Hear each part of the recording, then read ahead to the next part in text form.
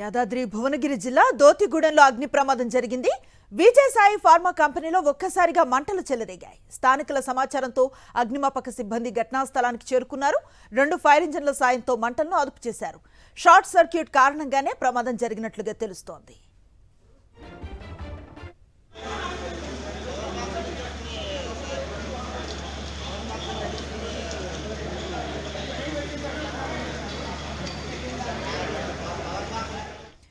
యాదాద్రి భువనగిరి జిల్లా దోతిగూడెంలో అగ్ని ప్రమాదం జరిగింది. విజయసాయి ఫార్మా కంపెనీలో ఒక్కసారిగా మంటలు చెలరేగాయి.